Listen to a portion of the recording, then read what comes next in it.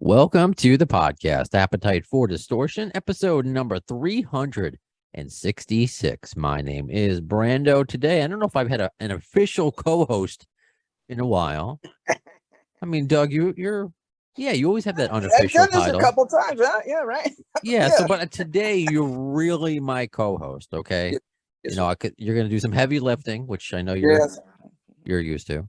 Yes, Because you're back in the game, I guess we can say, right? yeah. I'm doing nothing but music again, and I'm happy, man. And you've been talking to me about Railrod and Oz, the guy who has, my God, I'm already jealous of your hair.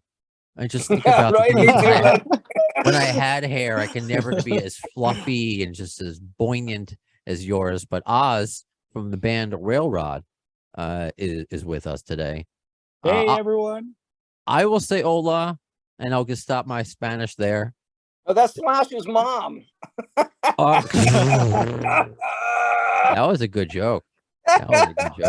Wow, all the GN'R insider joke. Good job. Thank you, sir. A little coffee in the morning. Yeah. So today in this episode, as done with bands that you may not know or just learning about or aren't as big as Guns N' Roses. I mean, who is? Under the guise of Appetite for Discovery. So we're going to just discover Railrod, and you guys are based out of Mexico. Am I getting that right? Or is there a certain city? Yeah, we're from Mexico City. Okay. So that's cool. Little tiny place in Mexico, Brando. Okay. I've never been, so you're going to educate me as far as when we talk about. Hey, Oscar. Yeah? So la Ciudad de México es muy pequeño, ¿no? To be honest, Mexico City, it's actually a little city, but we're talking, if we talk about Estado de Mexico, which is like pretty near, it's huge, man. I mean, you can drive like the whole state, Estado de Mexico and Mexico City. You have to drive like 6 hours or something like that. So yeah. Pero ¿cuántas personas in Mexico City? In Mexico City, like 8 million. 8 million. 8 million guys, yeah. I understood some of that. My 7th grade Spanish, muy pequeño, because I would always say that about myself, because I'm 5'6", 140. I'm muy pequeño. And then, I understand a little bit. So we're going to learn about Oz today, and that time you opened up for Guns N' Roses, and how Doug Goldstein ties into this is, well, I don't know. You have an announcement on your Instagram, Railrod, about Doug Goldstein, but my Spanish only goes so far. So who wants to make the announcement or partnership, I guess I can call it? So I would actually like Oz to talk about, because he sent me one of the most heartfelt letters I've ever received. And that was really the impetus to me wanting to work with him.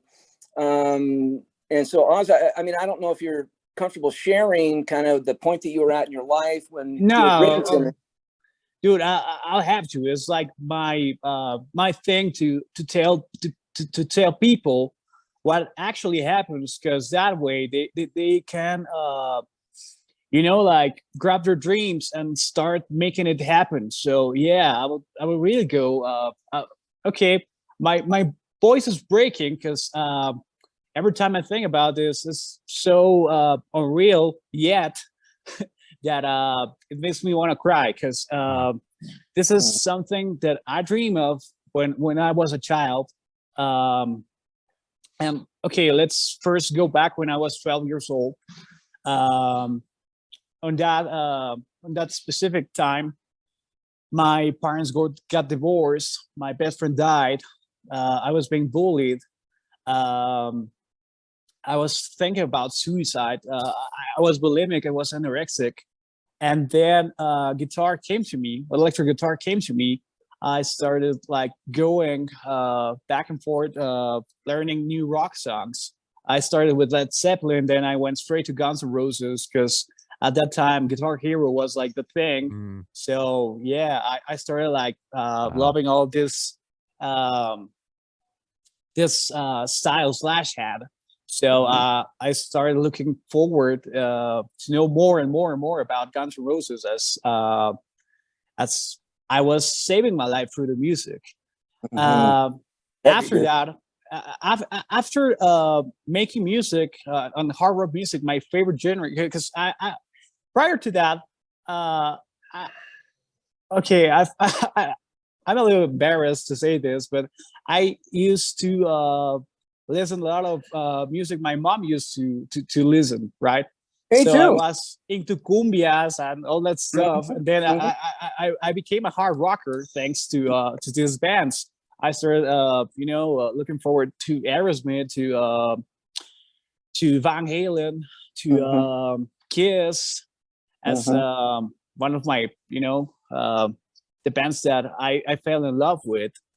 And then after that, I started having like a purpose in life. That was like when I saw Jimmy Page playing this double neck guitar, I was blown away. I was like, dude, wow! I need to be at least a very small fraction as badass as this guy who just saved my life. Because Jimmy Page, after I saw that, I put my heart on the service of rock and roll. And I started playing guitar. I started learning by myself because no one wanted to pay classes for me. So I basically went straight to YouTube and I started like learning songs and that stuff. And well, after a while, I decided to found Railrod because I was hearing Gene Simmons talking about rock and roll's dead and that stuff. And I was like, dude, no, I can't let this happen. In Mexico, there are no hard rock bands. It's basically Railrod and that's it. So I was trying to put, my small I was trying to save rock and roll in Mexico, in Mexico's scene. So basically, I found a Railrod. I recorded my first song, which is called "Girl Let Me Love You." You can find that on Spotify and other platforms. And I sent that demo to Aerosmith management. And guess what? On my 21st birthday, which was in October 27 from 2016, I was opening for Aerosmith at the Arena Ciudad de Mexico. Wow. Which, dude, that's badass. That's great as fuck. How does that happen? Right? Dude, it was my best birthday so far, So far. I mean, let me just pause for a second. As I was Okay. worried about bastardizing Spanish. Yeah. Railroad.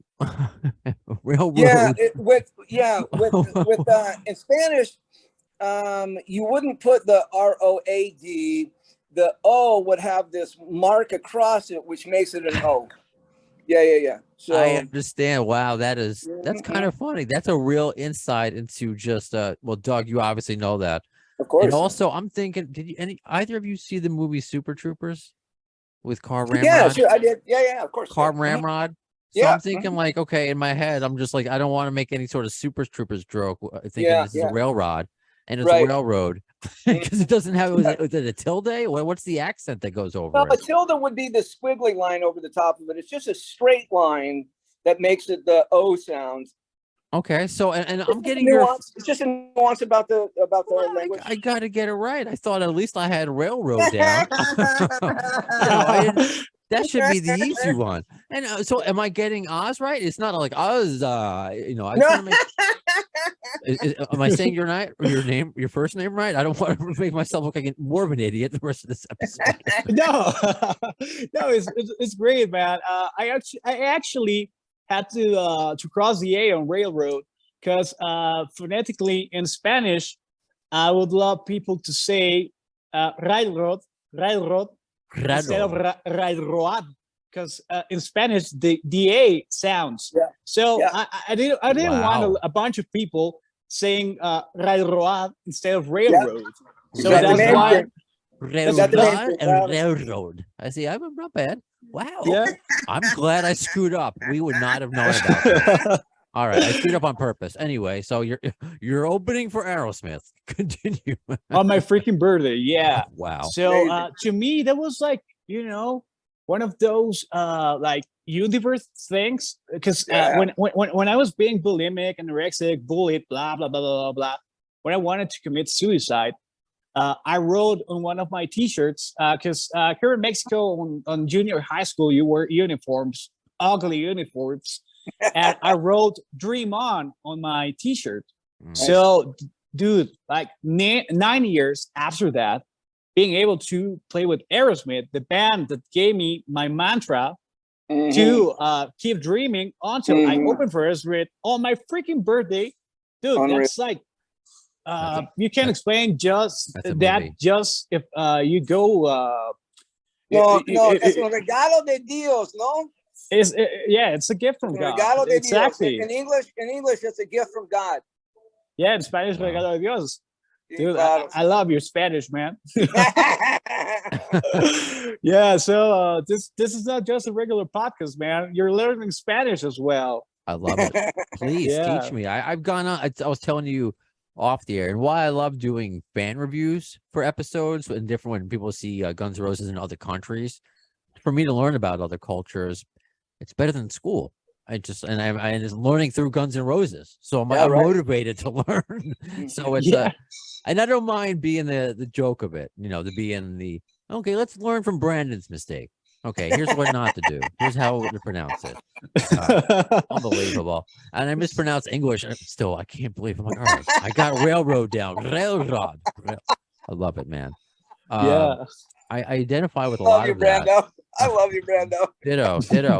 But from your story, I'm seeing why Doug connected with you just on a personal level. And I think that's why Doug and I connected, because I've been open about my mental health and wanting to take my life. I believe you. And here's something that I just want to interject to both of you. One of the reasons why I love both of you guys is because both of you guys have shared bullying experiences, and most of the fans that know me know that I started in security. What they may or may not know is the reason I'm such a good fighter is from the time I was 4 or 5 years old. If I saw a bully beating up on, or bullies beating up on somebody like you guys who I love, I'll kick the shit out of them. And I'll do the same thing today. If anybody ever hurts your hearts, either of you two, I'm on a fucking plane. Sorry for my F word, but I don't have any tolerance whatsoever for people that hurt people that I love. And I just want to put that on record. I understand. And I appreciate that. And Doug, if you can, you know me really well, Brando, obviously because of what we're going through, and so that really resonates for you because you know that it's the truth. Yeah. The autobiography that we're learning more about, which I learned more even today, and understanding. We're going to talk more about how your book ties into Oz and your connection with Oz and wanting to work with a Mexican band. But Doug, just going forward, if you do curse, just curse in Spanish. Okay. I love it. So Oz, unless I'm missing a few steps, how did that? Because I mean, the Aerosmith opportunity is just wonderful. Did you get to meet any of the guys, by the way, Steven Tyler or Joe Perry? No. To be honest, here in Mexico, I don't know if that happens in the US, but here in Mexico, if you're the opening act, you're dude, you're like if you had COVID or something, no one wants to approach you. We were left like in another area, like pretty far from Aerosmith. So Oz, in all fairness, I'll tell you that's actually really standard with the Aerosmith guys. While they try and maintain their sobriety, they keep the other acts away because the other acts drink beer and maybe do yayu, whatever. So that's how they maintain their sobriety, is by keeping. So I mean, we were Guns N' Roses. We'd released Sweet Child of Mine, and it took 6 weeks for Steve Perry to come down into our dressing room. Wow. We were like, and nobody. He was the first one to come in. Steven Tyler, not Perry. Oh, I'm sorry. Yeah, Steven Tyler. Or Joe Perry. Which one? Yeah, right. Yeah, both of them. I put them together. They were actually. Steve was on top of Joe's shoulders. Like beautiful. Yeah. So no, you're right. Yeah, I apologize. As you know, Brando, I'm a little tired this morning. That's okay. I was like, wait, Journey was on tour also? No, right. Beautiful. This has been a fun episode so far. Yeah. Okay, so as to have that experience, did that change your perspective on things? I had to have. Okay, on one hand, that distorted my whole, how my mind thought about the music industry. Because well, in movies, once you open for a big band, you're famous, man. And I was like, dude, yeah, we opened for Aerosmith, and then, well, we didn't have a manager. I got the opportunity myself because I was looking for. I've always, since I started on music, I was always sending emails to people, as Doug might be aware. Yes, Yeah, little. I'm a good guy with the emails. So yeah, I got to the promoter, and the promoter was like, dude, okay, I'll pass this. If they like it, you're in. If they don't like it, I can't do anything for you. And yeah, we opened for Aerosmith. We did a Lunaria sold out show here in Mexico City. We did that for 1,000 people. Then we had an earthquake here that affected Mexico City, in a very bad way, and that led Railrod without shows for 9 months, more or less, until everything was secure enough to keep the live shows going. And obviously, at that time, I was like being a little bit depressed, feeling bad about not playing live, because well, I opened for Aerosmith. I had my own show for 1,000 people, and then a freaking earthquake was going in my way. But after that, since I opened for Aerosmith, I sent an email to these guys from the promoter that were going to bring Guns N' Roses to Monterrey. And there's another funny story here. At the reunion tour, they came to Mexico in 2016, and I was like, dude, I really want to play with these guys. I really would love to play with these guys. And I promised myself that I'm going to be the opening act for Guns N' Roses next time they're coming to Mexico. And that happened on 2018, which was great, man, because I kept my promise to myself. So on that show, I met a lot of pretty interesting people. I started like looking at your show. I learned. I saw a couple of things about Doug talking about the Live Era album, and then I basically found him on social media. I added him, and then when I post the after movie video, he posted "Badass." And dude, I was shocked. It was so unbelievable that I was opening for Guns N' Roses, and now Doug Goldstein was typing "badass" on my post. So since that point, my mind started like making a plan in order to have, like some to get my band to some level of accomplishment and a lot of stuff to go on, so that at a certain point I could send Doug my demo, my music, and he would have some interesting things to work with us. And that's why well, after that show, I had that idea on my mind. Things kept happening. We were playing again in Arena Ciudad de Mexico, but this time with God Save the Queen, which was like it's the only tribute that this guy Brian May allows from Queen. Oh, So he gives the okay. oh. Yeah, he gives the okay. It's the only tribute worldwide Wow. approved by Brian May. So we did a second arena, and on the pandemic, Railrod was the first drive-in show to happen in Mexico City. So we've accomplished something with an historic. It was something historic in Mexico City, that drive-in show. So I was the railroad kept moving, and it wasn't like until it was in August I was feeling bad because nothing was happening again, man.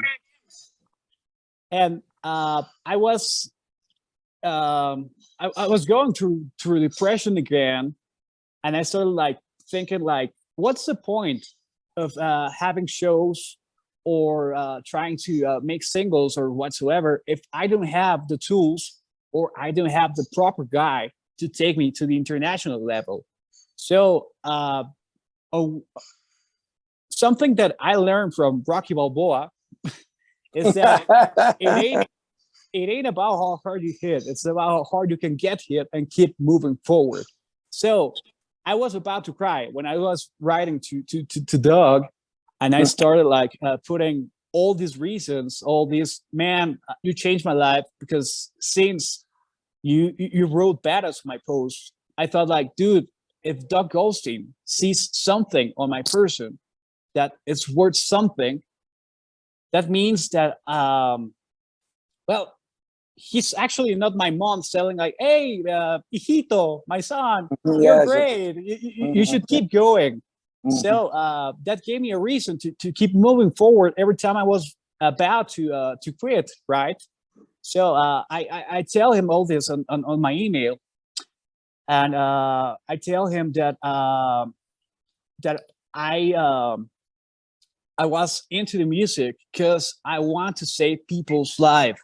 That the main reason behind Railroad, it's not that I want to be a freaking rock star and that's it. It's not that I want to be famous. I don't want, well, obviously the money is great always, because you need to pay for travel expenses and all what involves a musician to that you can do it for free, man, you know? But the main reason why I'm doing this is because when I was thinking about suicide, rock and roll saved my freaking life. And I want to make that exact same thing for younger generations. Because I think we need more hope in a world that it's so cold right now, because everyone's fighting for their own things instead of trying to be a big family, you know. And we need hope, because guys like you, guys like me, that are in a bad situation. I mean, if people need example of people that move forward, because otherwise, if I didn't believe in myself, dude, I wouldn't be here. I wouldn't be here accomplishing everything that my teachers, my classmates, and a lot of freaking people told me that I was unable to do. So what do you think? What do you think he's doing to me now, Brando? He's helping. You know, I understand. Saying what he's saying. It's helping you feel worth about yourself. Dude, and it's making you feel good. There's no other musicians that are doing it for what he's saying. Yeah. You know, and it goes back to what I'm going to talk about my love of Latin people, and you know that about me. Yeah, that's something you that's have. Very Oz, that's about. Very heavy what you just said. That's very heavy what you just said. Yeah, and I by the appreciate way, you sharing. Thank you. Yeah, exactly. Thank you for sharing. That's heavy, dude. Very heavy. Really, my message here for everyone that's seeing this is that people that will always try to make you feel like you're trash because they're doubtful about their own capacities. So if you're ever being bullied, think about this. Think that dreams come true. Think that, well, now I'm living my fucking dream because I decided to believe in myself, and I decided to let my music do the talking instead of being me, the one who was fighting back to all the bullies and all that stuff.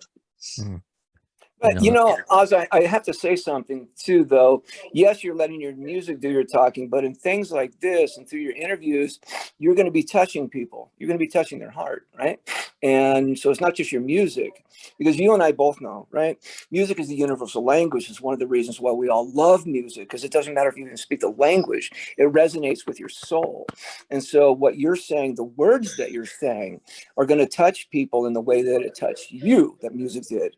So it's very heavy, the things that you're saying for me. And so I'm a little emotional right now.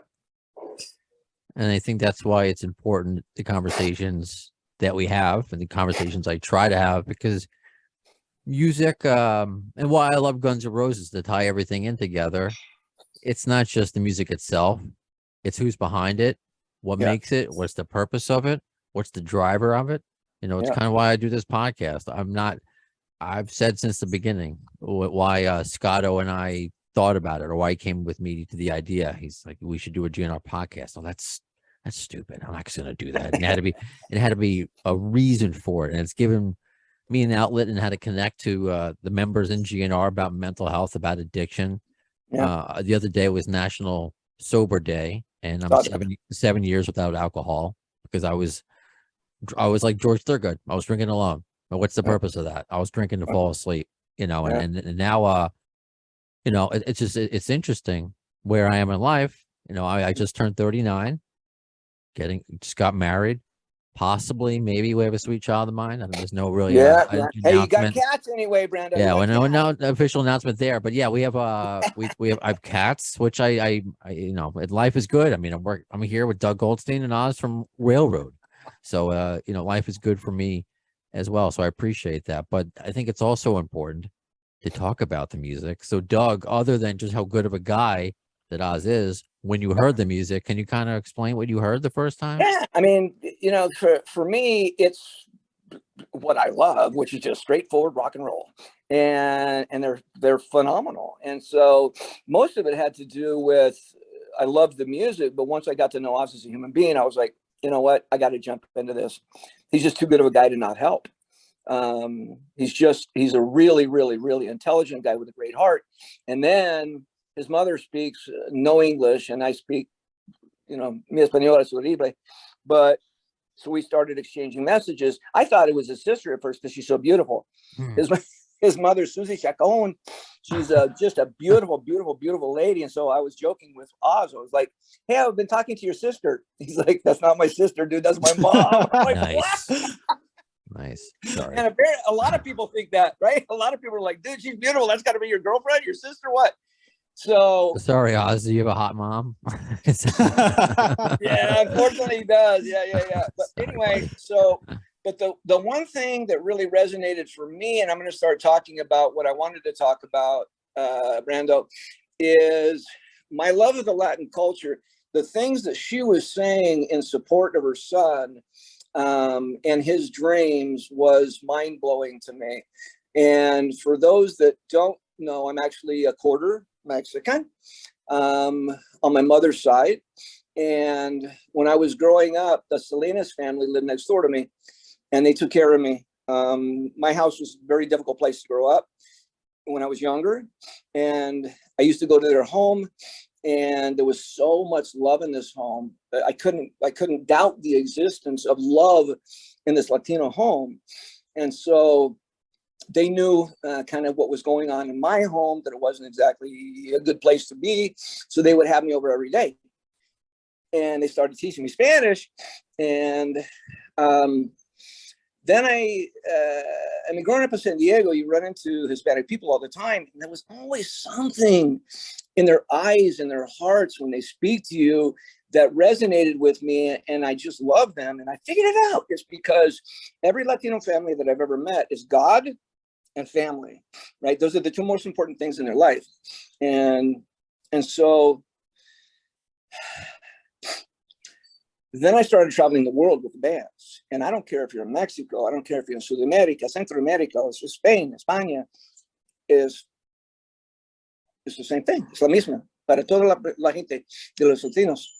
So my favorite culture in the world is the Latin culture.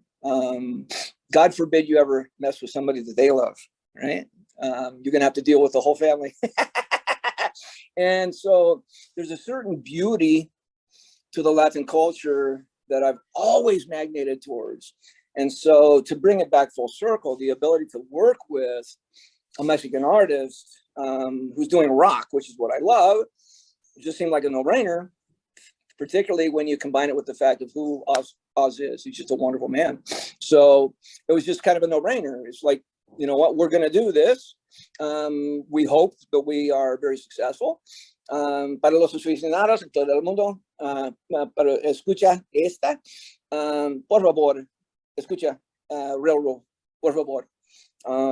Es muy importante para os y para mí. So, if Guns N' Roses es muy importante para ti, por favor, escucha. ¿Sí? ¿Es la verdad? Sí. Yeah, that was right. Yeah, man, you did great. Your Spanish was great. Also, yeah, so something about talking about sobriety and all that stuff. Another thing that kind of instantly matched with Doug is, yeah, I do this because I believe in vibes. I believe in all this magical stuff that God sends to us. So we went straight like we believe in God. Another thing is that I don't drink and I don't do drugs. So another thing I would like to share here in this podcast is that you don't have to be an asshole. You don't have to be you don't have to do drugs. You don't have to do alcohol in order to be successful in the rock. Because the other thing that happens when with alcohol or drugs is that sometimes you need a little push to be yourself. And man, you can get that going without alcohol. You just need to embrace who you are, and that's a great thing too. And I would like to share that with the Guns N' Roses community that Brando has. Just there's a lot of guys that they're always like getting drunk until they sleep or something instead of rehearsing, and that's not the way. Yeah. Well, Slash was Slash before like being so drunk and that stuff. So that's why he didn't have that superpower because of alcohol. He had that superpower to touch people's heart through his guitar because he was practicing and practicing and practicing. It's not magic, man. I mean, if it were magic, just give me a couple of tequilas and I will be playing like Steve Vai or Satriani, right? Doug is told. Yeah, I was just gonna say, for those fans that don't know, and I'm guessing it's happening to this day, when we were on the road, Use Your Illusion, Appetite, doesn't matter, right? Every single day, cada días, okay? Cada día. Yeah. We're on the road, right? And cada día, he closes his door, he takes the phone off the hook. Every single day, he practices for 3 hours a day.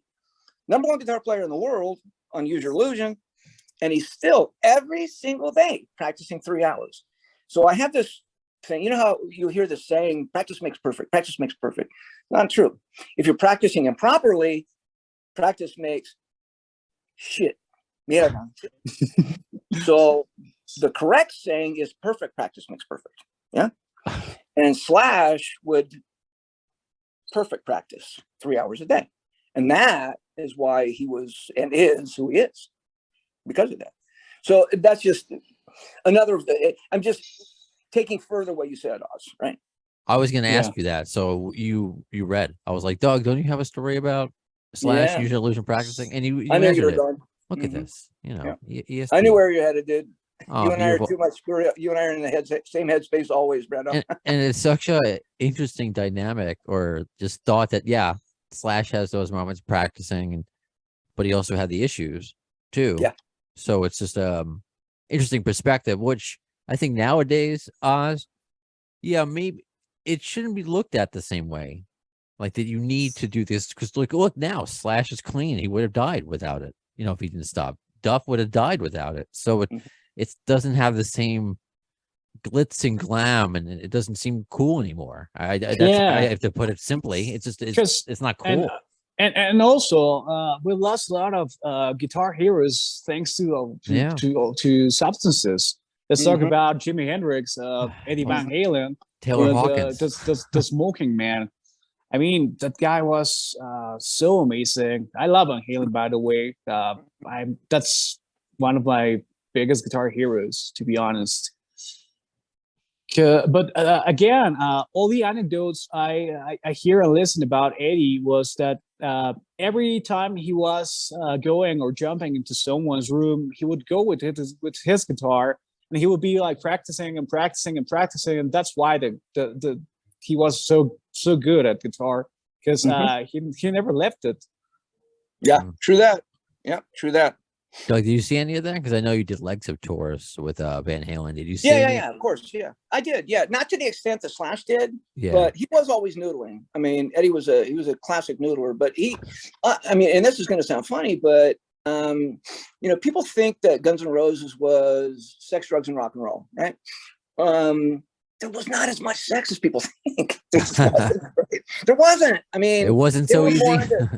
They were more into getting wasted. Right, to be honest with you. So there wasn't all that.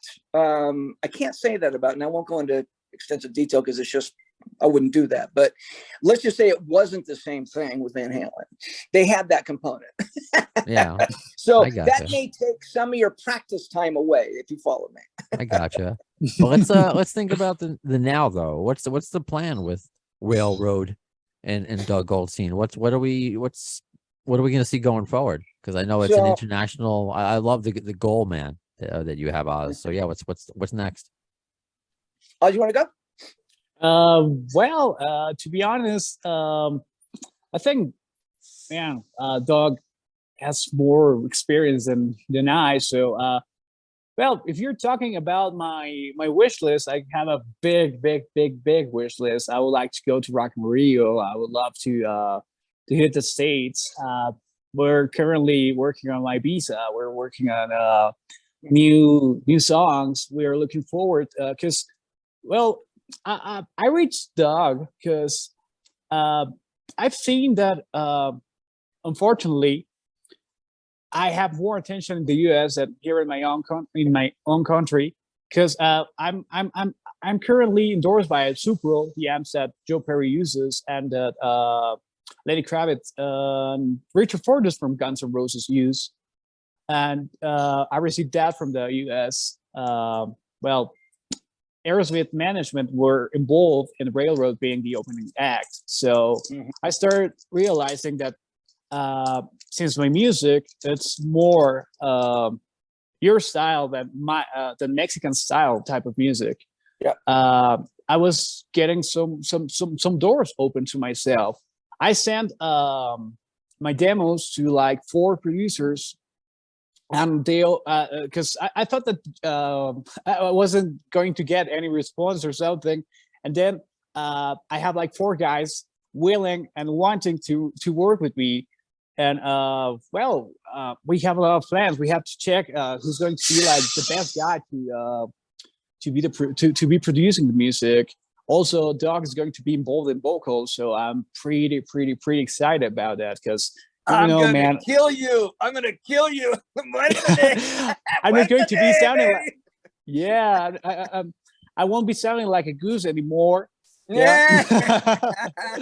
So yeah, that on my part, those are like the plans. But if Doug, dude, I have to let me jump in here for a second because the Guns N' Roses guys don't even know this about me. But I grew up in music, right? I mean, my brother was this, and Brendel knows this. My brother was an amazing guitar player, and Axel knows that my brother was an amazing guitar player. He played a tape of my brother. He brought me into his room in London, and he played me. I didn't know it was my brother. He's like, dude, check this guy out. And I go, yeah, he's a ripping guitarist. He goes, yeah, he is, right? I go, yeah, this guy's bomb. He goes, and he's smiling. He goes, you know who this is? I go, no, I have no idea. He goes, it's your brother, you fucking dumbass. I go, what? So he had gotten a tape of my brother through a mutual friend of theirs. So I grew up with this stuff because my brother was 5 years older than me, and we lived in the same room, right? So I grew up listening to Zeppelin and Beatles and blah, blah, blah. So I know what good music sounds like, right? So I was never asked by Guns N' Roses to help in the studio because for whatever reason. But when I left Guns N' Roses, I started working with bands only from the standpoint of, yeah, that's a great sounding song. And then I started really listening to the vocals, and I thought, you know what? Nobody's pushing these singers as much as they can be pushed to have their very best performance, right? And so I started working with singers, getting the very best vocal performance out of them. And I don't touch anything else. Right? I don't touch anything else. And I'm not a knob twister. I don't know how to do any of that. But when I hear a vocal, I'll back you out of what you're doing, and I'll go, dude, we got to hit this again. And here's why, right? This is what I need to get out of you, right? So go drink your throat coat and then come on back. Let's go. Right? So we're going to have a good time. We're going to have a good time. And you know what? Maybe we go to Ali Garza's. Once you do all the music, then we'll take the refs and bring them up to Ali Garza's studio. Has Diana told you about that yet, Oz? Yeah, she told me. Yeah. So I'm going to get a list and see what they have in the studio and make sure that it's what we need, right? But Ali has been so sweet. And for those that you do or don't know, Ali is a big fan of the band. She's the one who paints, and she has Ali Art. If you don't know, go to aliart.com because she's amazing. And she's one of the sweetest people in the world because she's a Latina. And her and her husband, Al, they have a studio down by McAllen, Texas, which is right on the border of Mexico. And they've offered it to us. So we're going to see, make sure it works before we go. But what a beautiful offering by the Garza family. Oh, yeah. A lot of thanks to Ali, because she was so excited when we made the announcement. So yeah, thank you for being part of Railrod even before Doug got involved with us. Mm-hmm. Mm-hmm. And then I got to hire one of my favorite people in the world, Diana. Diana Amara Kane. She runs a fan club for Guns N' Roses, and I liked what she does so much, and she's become a really good friend of mine that I've brought her on as my assistant.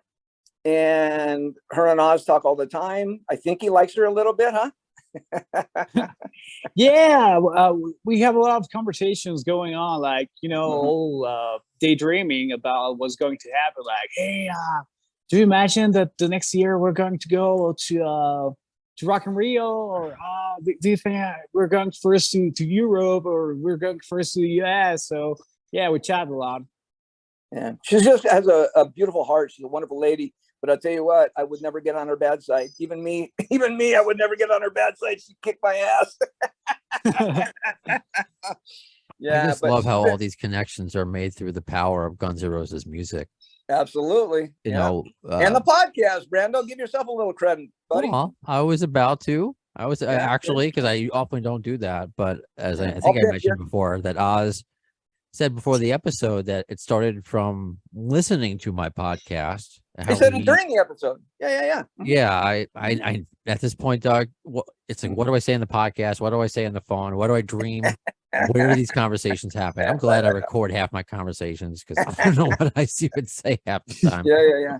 I just think it's amazing. But I would be remiss if we didn't address, because something else before we started recording that I was talking to Oz about, but I wanted to save on the air, and also Doug, because today I'd be remiss. It's we're recording September 17th, 2022, but this is quite different than it was 31 years ago today for you, with Use Your Illusion 1 and 2 dropping. Can you maybe talk about that day for you?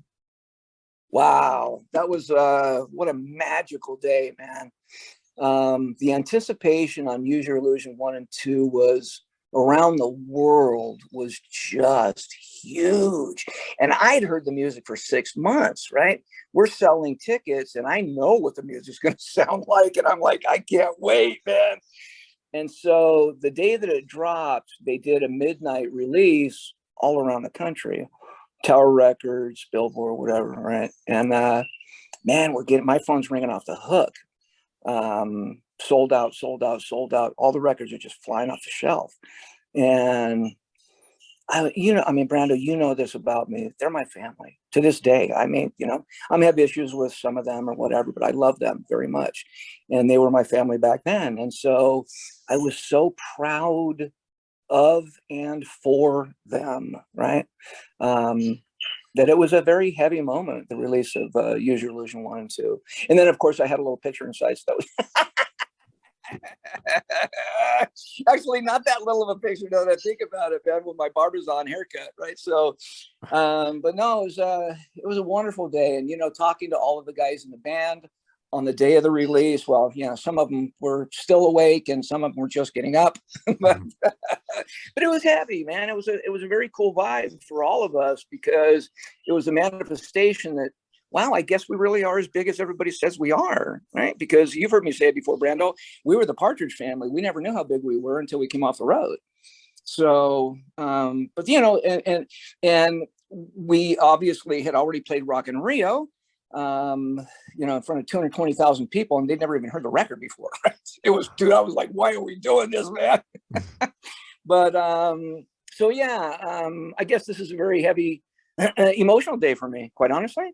I didn't realize it until you just asked my feelings about it. But yeah, it really touches a nerve with me. I mean, I was 30 years old when that was released. So that would give you a little indication on how old I am now. Wow. 30 years old to have that to be your life is amazing. And the way to tie this into Oz, because I asked you earlier. Because you're 20, because you're 26, right? Yeah. And I just turned, yeah, but go ahead. My parents didn't even well, I wasn't even a project back then. But when I got into User Illusion, there's a song I love, which is Coma, because there's a lot of actual ideas that I like a lot, because I felt that way before.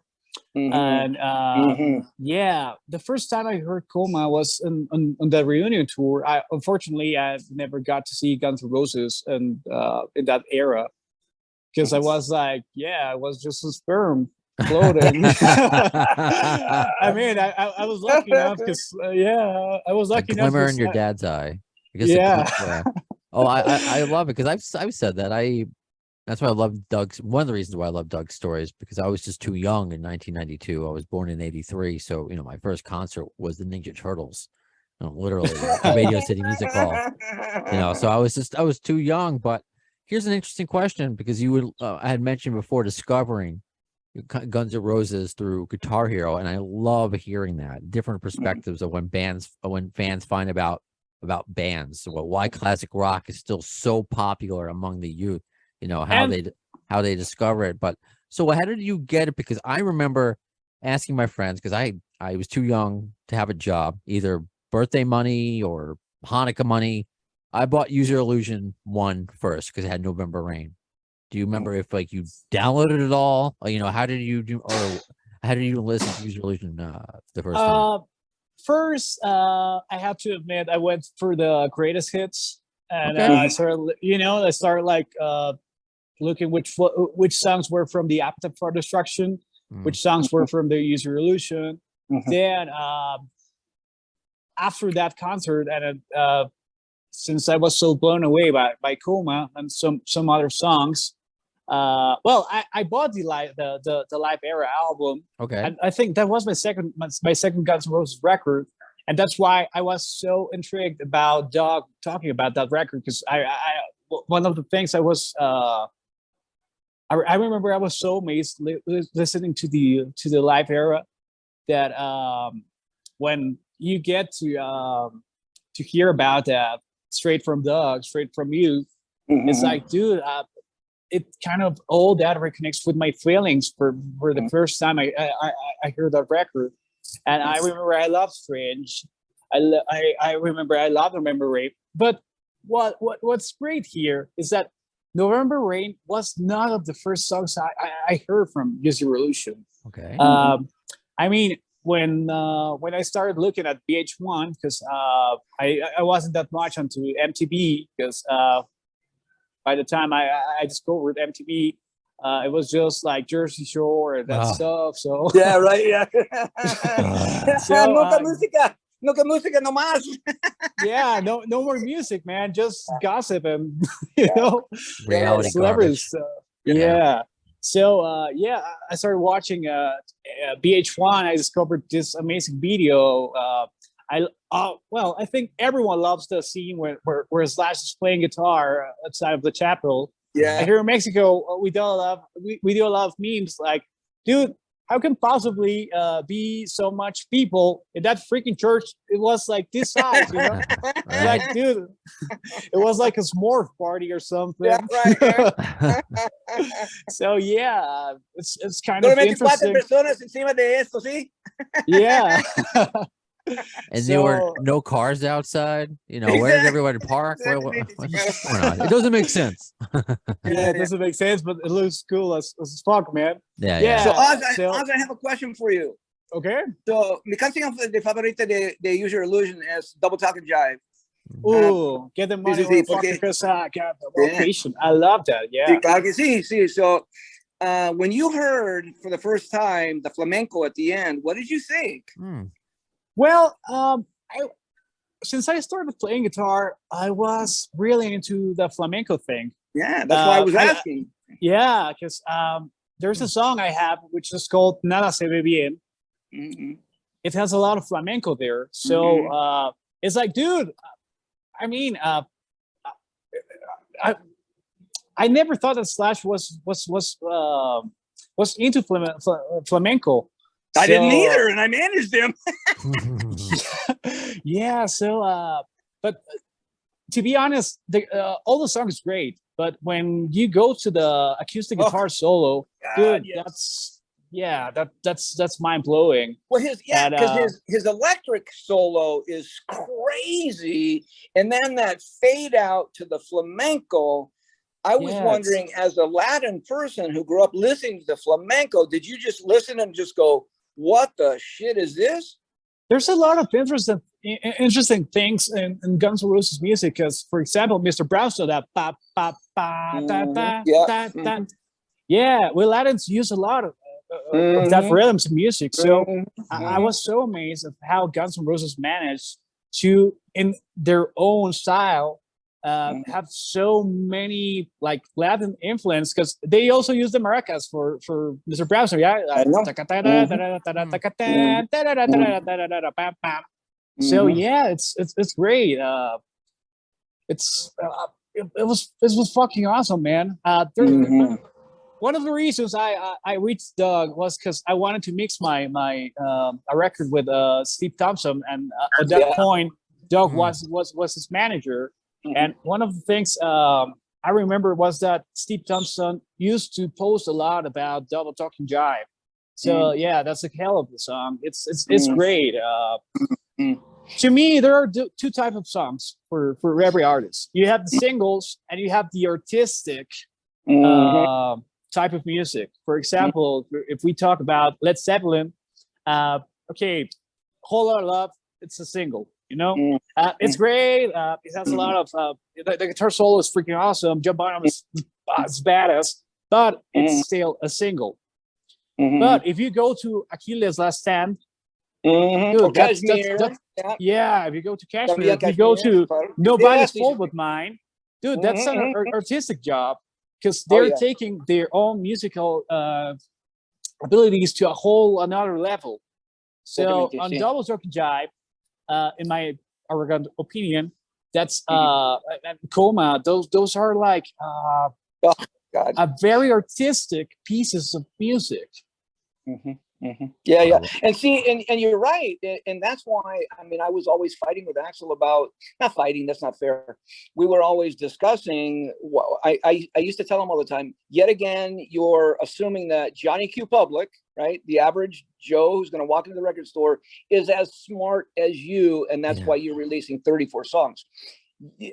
There are songs like Double Talk and Jive and Coma, and lots of them that'll never be heard. And that was what I was always concerned about. And I was right. Nobody ever got to Double Talk and Jive. I mean, if you listen to the very opening lyrics, it literally happened.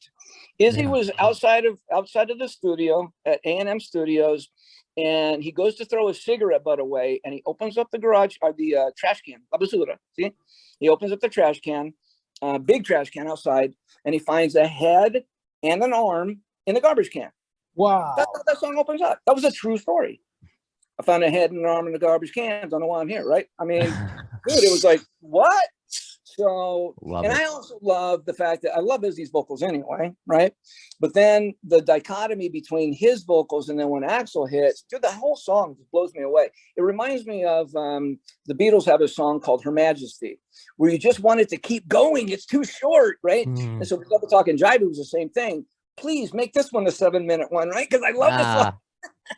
That's funny. What a great perspective and a great question, Doug, to see, you know, the influence that, perhaps, you know, I want people to respond, you know, email me or contact me on social media when you heard that flamenco, you know, guitar, you know, if you are, you know, of, you know, if you're from Mexico, wherever it is, like, did that mean something to you? Because Doug, what if Guns N' Roses came out with like Hava Nagila? I would freak out.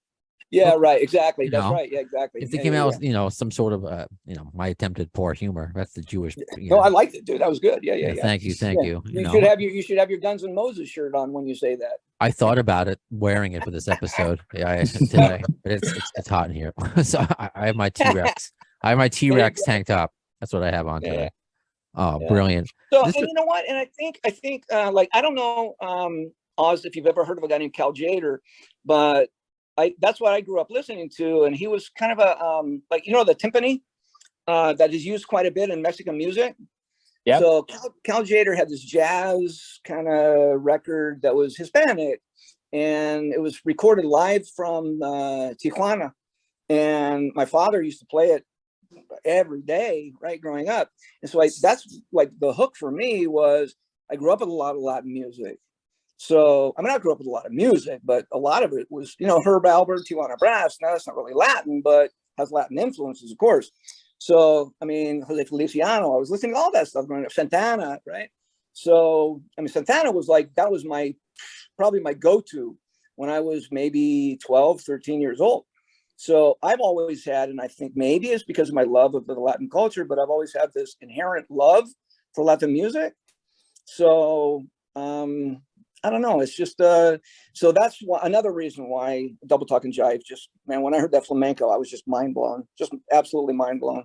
I called Slash and said, dude, I didn't know you could do that, right? He was laughing at me. So Oz, what's the best way to keep in touch with you? I mean, we can keep going. This has been fun. I'm glad you suggested having him on the podcast. You know, thank you. Awesome dude, no, absolutely. Thank you, man. Thank you for your time. Thank Doug for bringing the idea. It's great. It was great to talk to you, Brando. You're such a nice person. Doug, it's always a pleasure. And you guys can check my social media. You can find me on Instagram as Railrod _. You can find me on Facebook, Railrod1, because I don't know who this fucker is, but there's a guy who put the Railrod on his personal Facebook account. So it's hilarious because sometimes people look for us and they found like a 50-year-old man that has nothing to do with us.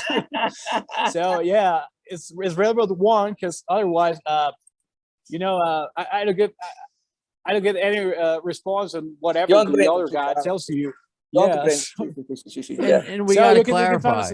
That's spelt the way I mispronounced it. Yes. Yes. Railrod RAILROD. Yeah. Yes. RAILROD1. Yeah. No second A. No second A. And you can find us too on YouTube, on Spotify, on TikTok.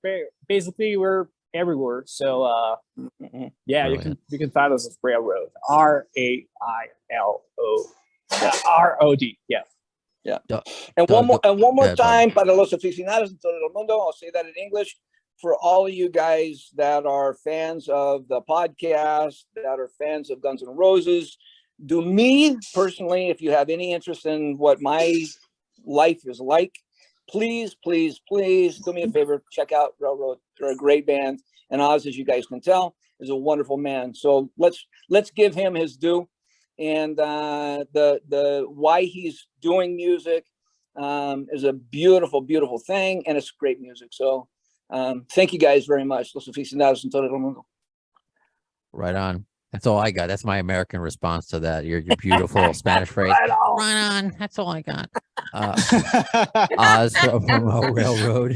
Thank you, Mr. Doug Goldstein, my co-host for today. Thank you. we're gonna do another episode coming up pretty soon with another artist of yours. I don't know if you want to give a teaser. Yeah, a little teaser. Tom Kaz, this amazing guy who I've known literally since 1987. I'm not going to give away how I know him. We'll talk about that on the podcast. Okay. But there is a Guns N' Roses connection, ladies and gentlemen. always. And also, Doug and I are going to do another episode where we talk about his book, his story, where we're at. Yeah, and call us. Give us your questions. Where should send the questions, Brando? Yeah, so I got a lot of questions on the post I put on social media on Facebook, facebook.com/the AFD show, the AFD podcast on Twitter, and also a bunch. And this is the best way to kind of keep me, it's easier for me to focus on one area than scattered questions. But the email, the AFDshow@gmail.com. So, I appreciate, I'll just give them shout outs now. Look at this thing. Mark Griffin sent in a question. Meg Scarpelli sent in a question. So, we're getting in questions, and maybe we addressed them already in the book. We're going to discuss. We're either going to discuss more, or we're going to be like, we can't discuss this. This is a spoiler. You're going to have to read about it. So, that's definitely in the future. And also another upcoming guest I can announce because we confirmed it. Doug, this is the 6 degrees of GNR bacon take me so many places. So I will be speaking with Ali Azam, or Azam Ali. I should probably get her name right. She has just announced a duet compilation, a CD and album coming out with Buckethead. Oh, right on. Oh, very cool. Right on. So back and for those who are big Buckethead fans, on the album Enter the Chicken that he did with Serge from System of a Down, she's on one of the tracks. So they have worked before. So she had just announced that, her and Buckethead are coming out with a full-length duet album. And I reached out to her. I'm like, you know what? That's cool to speak to another artist. I know she's Pakistani, I believe. So just to speak to somebody to learn more about their musical influences, just how they got into, their path, just like I did with Oz today. Just all through the lens of Guns N' Roses, through these Guns N' Rose colored glasses. That's right. Hey, by the way, I got to give a shout out to Lauren, my girl at the front desk at the Hilton Garden Inn on South Las Vegas Boulevard in Las Vegas. Call the hotel, tell her I said thank you, because she gave me the power cord for my iPhone. Otherwise, I wouldn't have been able to do this today. Oh, okay. And by the way, that being said, she gets off of work 10 minutes ago, so I got to go give her a cord back. Oh, okay. All right. So that's a good place to end it. Thank you so much, sir. Doug and Oz. That does it for this episode of Appetite for Distortion. When will you see the next one? In the words of Axl Rose concerning Chinese democracy. Do not turn it off yet, Brando. Do not turn it off until I say, muchas gracias para todo los aficionados de Guns N' Roses y de Oz y de Doug Goldstein. Y vaya con Dios. Es un buen día. And love each other, ladies and gentlemen. Love each other. God is love. Right, Oz? God is love. Absolutely. Yeah. I don't know as soon as the word. Thank you, Doug.